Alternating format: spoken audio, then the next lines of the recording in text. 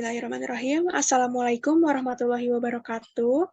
Sebelumnya, kami selaku kelompok 1 mengucapkan banyak terima kasih kepada Ibu Mela Nurdiali, SEMAK, selaku dosen mata kuliah Akuntansi Keuangan Menengah 1.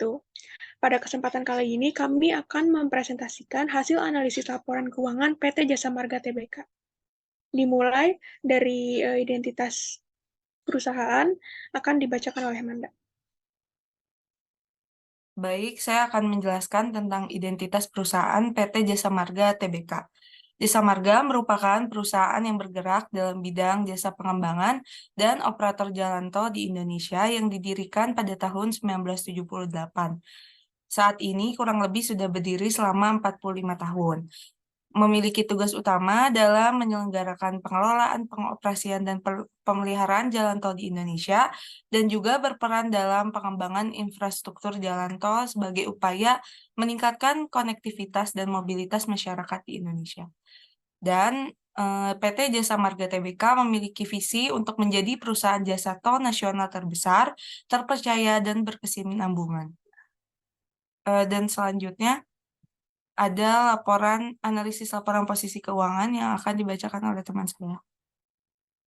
Sekarang masuk ke pembahasan. Untuk pembahasan yang pertama yaitu ada analisis laporan posisi keuangan. Untuk yang pertama yaitu ada aset lancar. Penurunan aset lancar yang terjadi pada kas dan setara kas yaitu sebesar 1.818.497.000.000 serta terdapat penambahan pada aset lancar lainnya sebesar 421.250.000.000 sehingga total penurunan pada aset lancar yaitu sebesar 1.397.240.000.000 rupiah. Untuk yang kedua ada aset tetap. Terjadi kenaikan sebesar 2.621.601.000.000 rupiah pada tanggal 30 Juni 2023 dan 31 Desember 2022. Selanjutnya ada utang jangka pendek.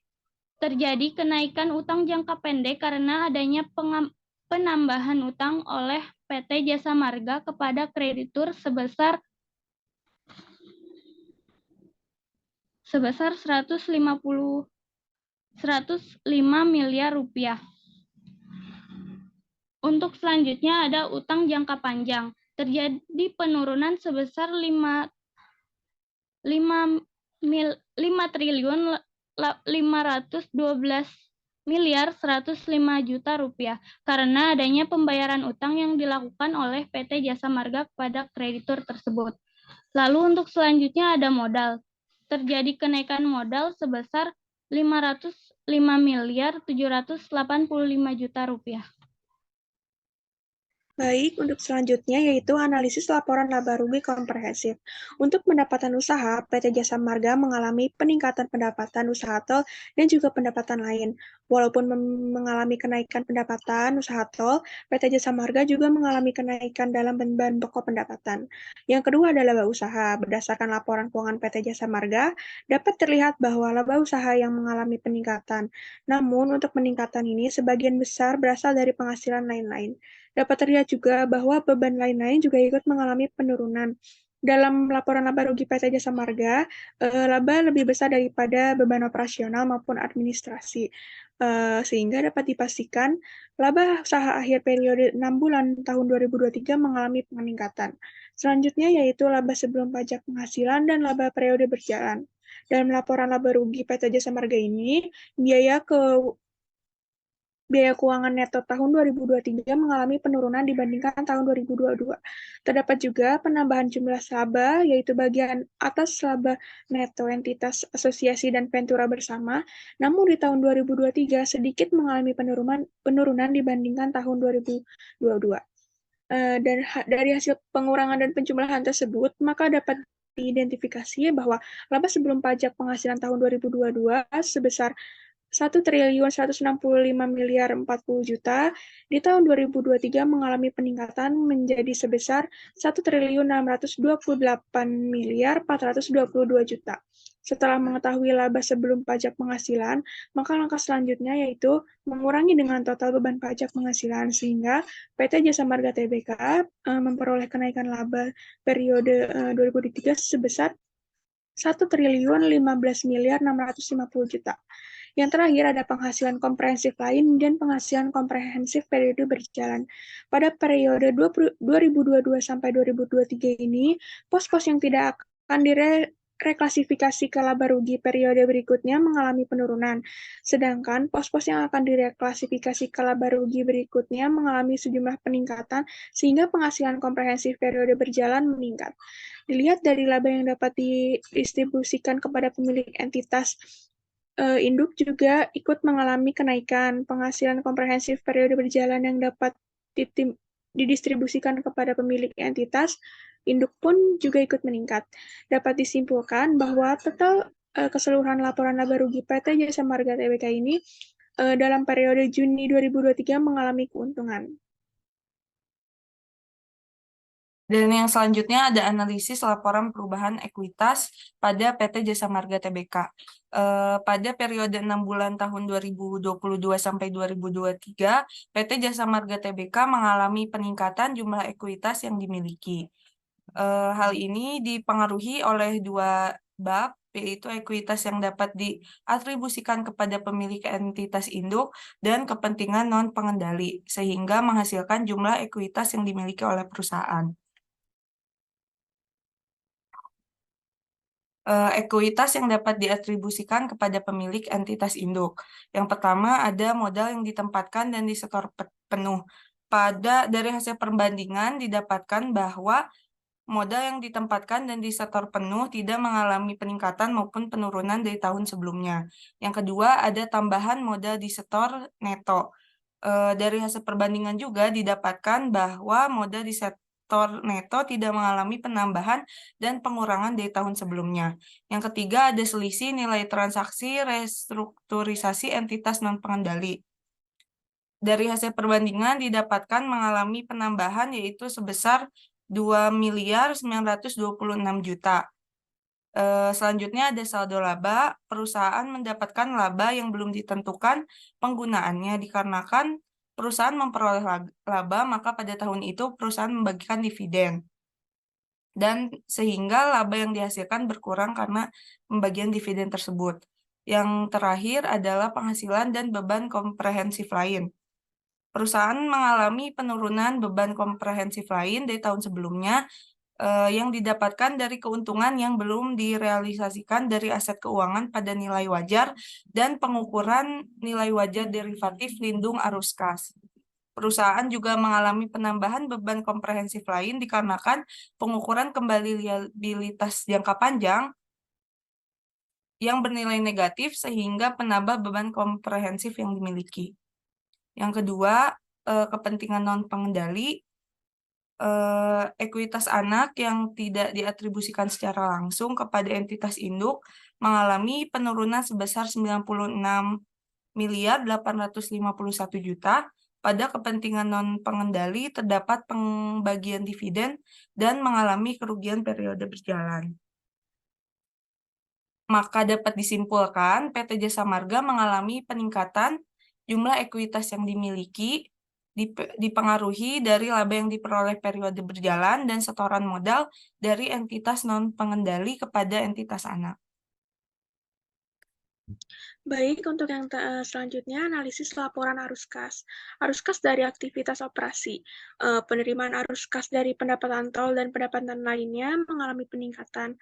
Namun walaupun mengalami peningkatan dalam pendapatan tol dan pembayaran kepada pemasok juga ikut meningkat. Begitupun dengan pembayaran pajak yang lebih besar dibandingkan tahun sebelumnya, sehingga kas bersih yang diperoleh dari aktivitas operasi mengalami penurunan di tahun 2023. Yang kedua ada arus kas dari aktivitas investasi. Tidak terdapat penerimaan atas pelepasan investasi di entitas anak dan asosiasi seperti pada laporan tahun 2022 Hal yang sama juga terjadi pada penambahan investasi aset neto, penambahan aset tidak lancar lainnya, dan juga pelunasan pinjaman dari entitas asosiasi dan ventura bersama. Lalu ada arus kas dari aktivitas pendanaan pada periode 2023 ini tidak terdapat pembayaran utang lembaga keuangan bukan bank dan penerimaan pinjaman dari pemegang saham non-pengendali. Sehingga setelah diperhitungkan jumlah kas neto yang digunakan untuk aktivitas pendanaan lebih kecil dibandingkan tahun lalu. Kas dan setara kas pada awal periode, pada periode tahun 2023 mengalami peningkatan sehingga mempengaruhi penambahan kas pada akhir periode.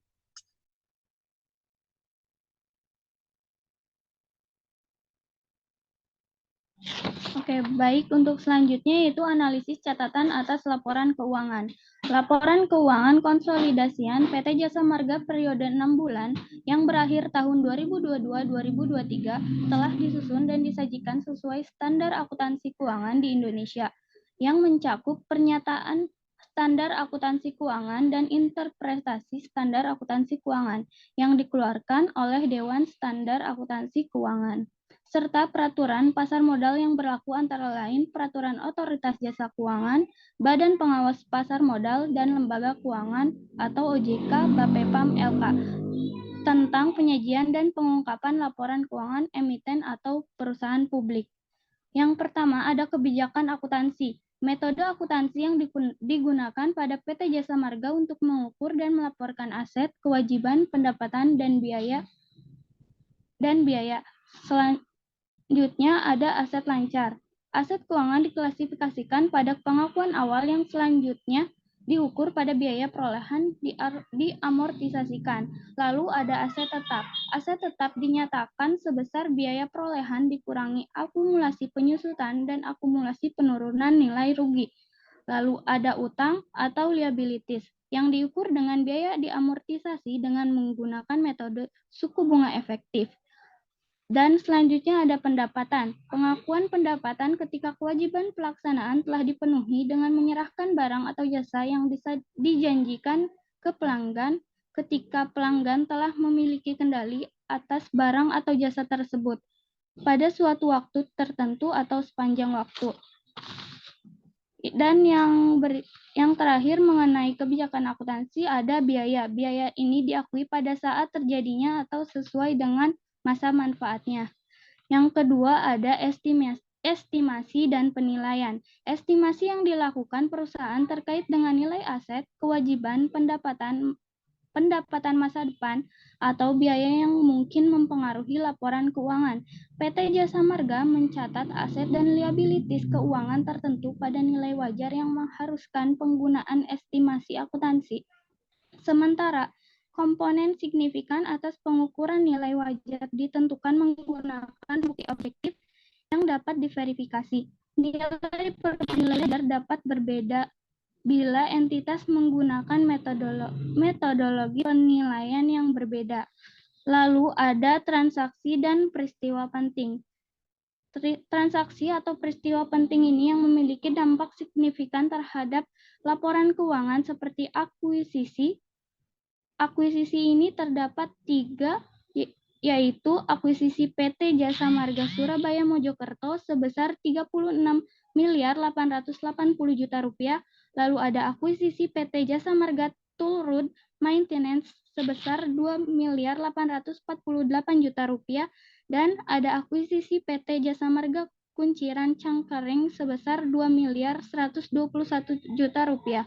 Lalu ada restrukturisasi. Terdapat 2 peristiwa restrukturisasi pada PT Jasa Marga, diantaranya yaitu pembangunan jalan tol oleh CBMP dibiayai dari fasilitas pinjaman sindikasi bank, dan peristiwa lainnya yaitu berdasarkan rapat umum pemegang saham luar biasa mengenai restrukturisasi MJT yang tercantum dalam Akta Notaris Andrian Juaini pada tanggal 20 Oktober 2004. Lalu selanjutnya perubahan kebijakan penting.